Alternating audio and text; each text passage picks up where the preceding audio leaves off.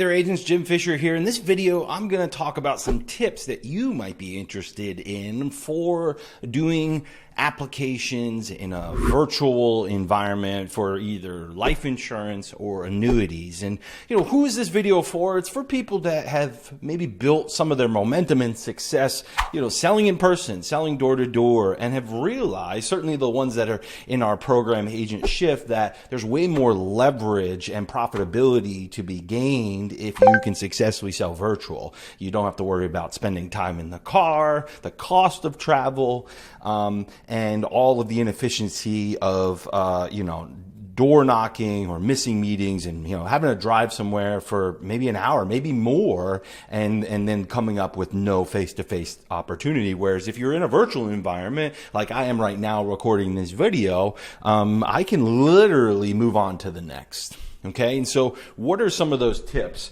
Well, it's pretty.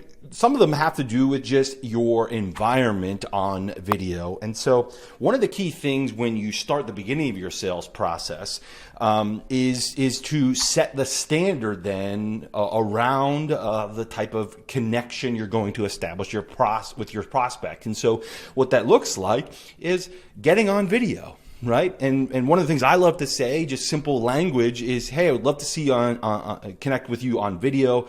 I know if you're from home, even if the house is messy or you're having a bad hair day, I truly want to be here and present with my clients, and being on video helps us do that. And so would you mind turning on your camera? What I just did was a position statement. I positioned the intention behind my request, and so it makes them more likely to meet my request. You'll get on video. And so start with setting the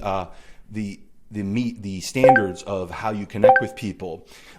So that's how you get your prospect to connect with you in a better way in a virtual environment, and having that face-to-face connection. The other thing that you want to think about is your video composition and quality. Probably the most important thing is your audio. You have to be heard, right? And just behind that is your lighting, and very specifically, making sure that they can see your eyes. Trust happens through eye contact. It happens through seeing someone's eyes, right? And so make sure you have decent audio. You do not need this setup like I have here. To be honest with you, below this video, I am going to link my favorite audio, my favorite mic and headset, that our entire team uses for consistent, high quality audio. And so that's an easy problem to solve. You can solve it for less than $30. You don't need this crazy podcasting mic setup. Don't be mistaken. You also don't need this camera like I have.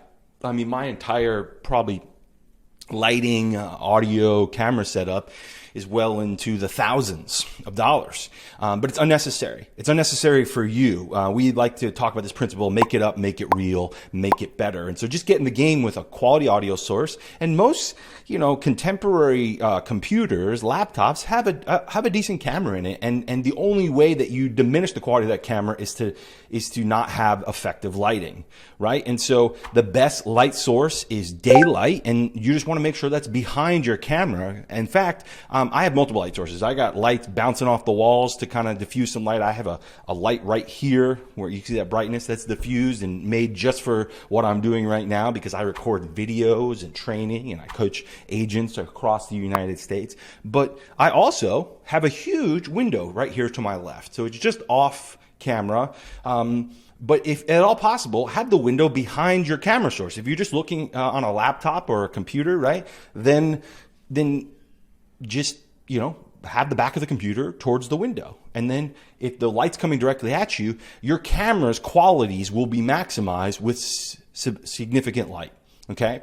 And then the final thing from, just the nature of interaction in this video environment, before we get to some of the specifics and tips around the actual application process itself, is to just, you don't have to do it constantly. You'll notice that I haven't been doing it constantly, but what I'm about to say, I'm doing right now, which is to treat the center of your camera's lens like the eyes of the prospect that you might have been sitting across from in person.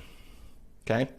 right? You can see the difference, and it's a little bit hard when you're on Zoom. You tend to look at the face of the prospect, and so all you have to do, especially when you maybe set the agenda at the beginning of your meeting, which I'm about to give you an example of for online applications. Maybe when you do that, you do it by making eye contact with the camera like I am right now. Right?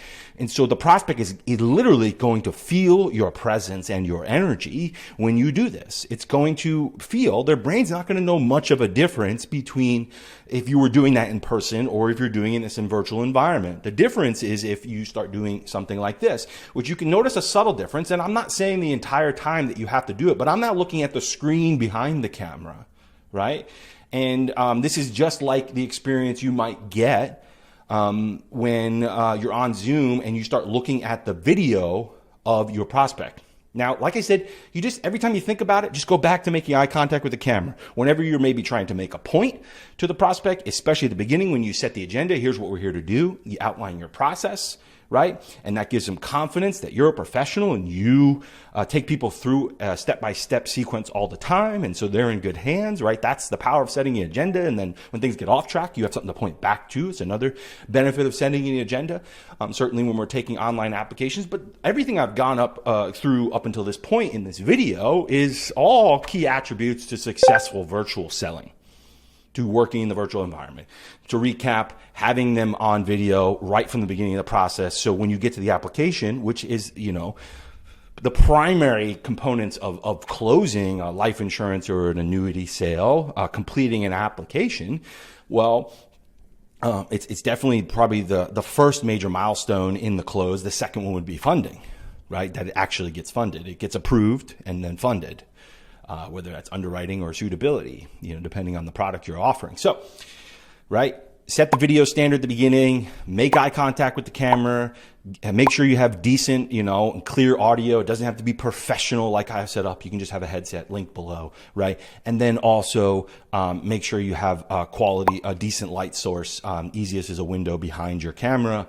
An open window, blinds up, because it's going to maximize the sensor. Even a lower quality camera will be maximized in its potential if there's enough light.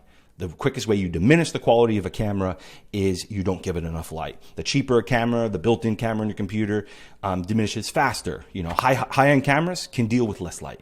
Lower-end cameras need more light, right? And so just give it more light and you'll look even better. And the better you look, the more you feel like you're there, right? And then the rest of it comes down to every time you're reminded, I'm looking at the screen here. My screen happens to be just off center from my camera. But when I need to make a point, I make eye contact with the lens of the camera so that the prospect feels connected. Can trust me. They can see my eyes. I'm well lit so they can see my eyes. My eyes are fully visible. What you find very often in bad lighting situation is the natural shape of the face creates shadows on the eyes. And when there's shadows on the eyes, it's subconscious. Who is this person? Can I trust them?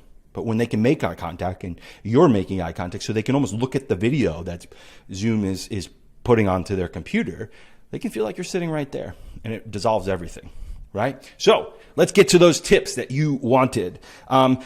Tip number one is you set the agenda. What does the agenda sound like? Hey, I'm really excited. I've gone ahead and, from our previous conversations, prepared the application for us to review, to go over any of the key benefits and criteria of this application, because it will form the basis of your contract with the insurance carrier that we've chose to implement this strategy for you. Okay.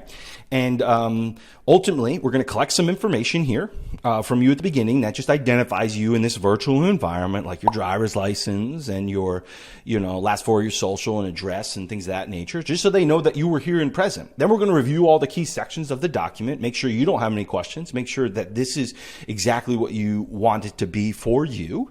Confirm some health questions. Since we are underwriting with life insurance, that's an element for the life insurance. If you're doing an annuity, you wouldn't do that. You just confirm all the details. And then ultimately at the end, you're going to see as we go through each section that there's signature boxes that we're just going to apply. We're going to kind of agree to all the sections, and then we're going to apply one signature to all those boxes in the end. Will go ahead and type that in for you and then ask for your consent virtually here on the meeting. And since we're recording, we'll have a documentation of that should that ever come up. Does that sound like a good plan? Great. So I set the agenda. probably the most important thing. And I told you how, for the most part, how online applications go. Now, all I'm going to do after I set that agenda is I'm going to pull up my application software. Well, what does that look like? Sometimes you have a desktop application, but for us as writing agents ourselves, with annuities, we're often inside a Firelight system. With life insurance, we're often in maybe IGO's, one of IGO's platforms, or another version of Firelight, but we're usually in the carrier's website, right?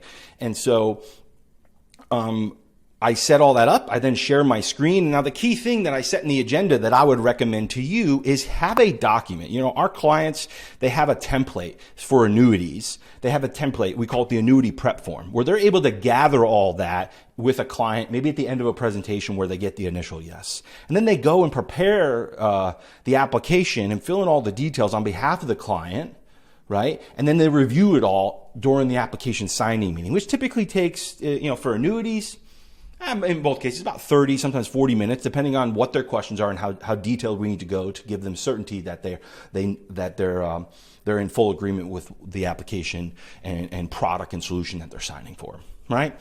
And so we start with a prep form that we would gather. And for you, it's just like, what are the common questions that you get asked regardless of product, right? You're going to need their personal identifying information, their driver's license. You're going to need their social security number. And so one of the things that we like to do to set ourselves up for a great application, and it kind of is the great first closing mechanism, is if you get a commitment, say, well, I'm going to prepare the application for you to save you some time. And so that we can just review it together, answer any of your questions, and then sign it, right? You do that at the end of the presentation when you get the initial yes. And so in order to get that started, all I need from you is if you could just send me a picture of your driver's license. Listen, if somebody won't send you a picture of their driver's license, then you haven't made it close because they don't trust you yet. And if they don't trust you, how are they going to say yes to the recommendation you're making with the product? Right? And so if they say, yeah, no, great. I mean, you could just text it to me, and that combined with what I've already illustrated here, combined with the conversations that we had, will allow me to fill out about 85 and prepare about 85% of the application for you. And then the rest of the details we'll fill in together when we review it. And then ultimately, with everything understood, we'll go ahead and e-sign it together. Does that make sense? Great. So that's something that happens at the end of your presentation. Then we go ahead and prep it. Like I said, our clients, they have a template for the annuity. So, and what does it include? It's a Google Doc template that includes, like I said, their information, their beneficiaries' information, their asset information on annuities, right? And, it's much simpler for life because for the most part, you can get it to 90+% completed with the illustration that you have and their driver's license. Right. And so, but on annuities, you need the assets in most cases, right? You need beneficiaries. Maybe it's usually there's more contingent beneficiaries and primary beneficiaries with a spouse and things of that nature versus kids. And so all that stuff is listed. And then it's the investor profile, right? And the asset breakdown, right? That's what's on our annuity prep form. So we have a meeting. Either we collect that right at the end of the presentation, say, hey, send me your driver's license. And if you have 15 minutes now, we can collect all that.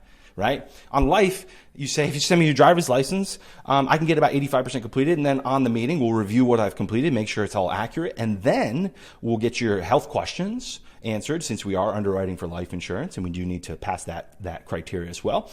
And then we'll review any final things and e-sign it together. And so you can just go do that in the next meeting. Then you set an application signing meeting where I just pull up the Firelight on the computer and I just go through section by section. If you've never been in there, usually it breaks down, 6 or 7 sections, and you just review them in blocks. Like, what's the product? What are the disclosures? What are the riders? What are your personal information? Who are your beneficiaries? What was the index option? What is the asset allocation? What is the suitability review? What is a comparison worksheet if you're doing a replacement, right? It just goes through each of the primary sections. We review them in batches.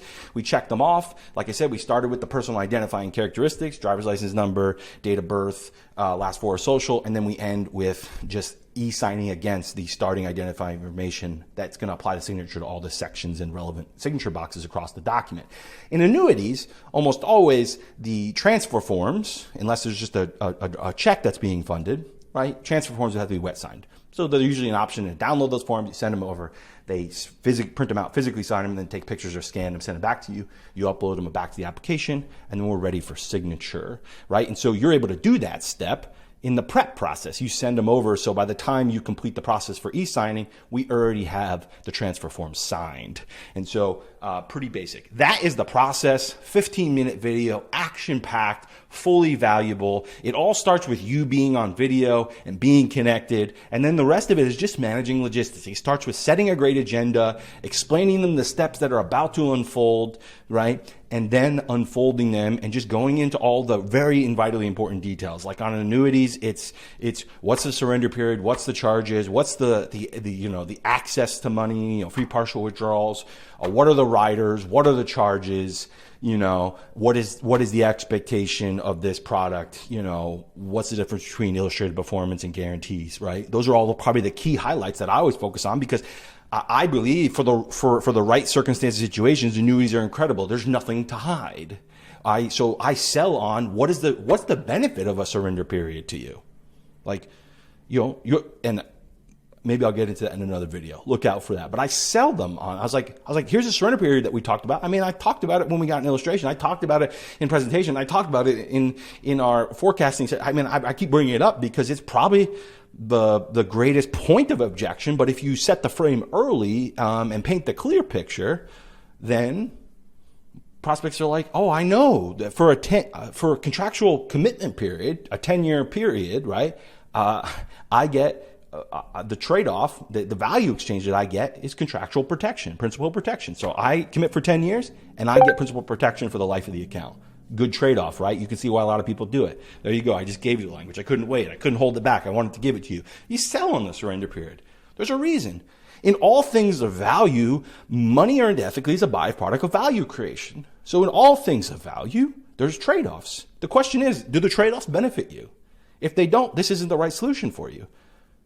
Right? Money earned ethically is a byproduct of value creation. For the insurance company to make money, they have to create value for the exchange. This is why I don't believe in variable annuities. And you can tell me about your income riders and all that stuff. I still don't believe in it, because I believe the only reason you should make the trade-off of contractual obligation under surrender for a period of time is for principal protection. That's my philosophy. That's what we sell with. If you agree, glad to have you here. If you don't, to each their own. You have the right to take your point of view. But that's the point of view that I'm able to sell them, because it's what I believe, because I believe it's in the best interest of clients from my point of view. I think a lot of people agree with me, not everyone. And no judgment from me to you. I just don't agree. There we go. We'll see you in the next video.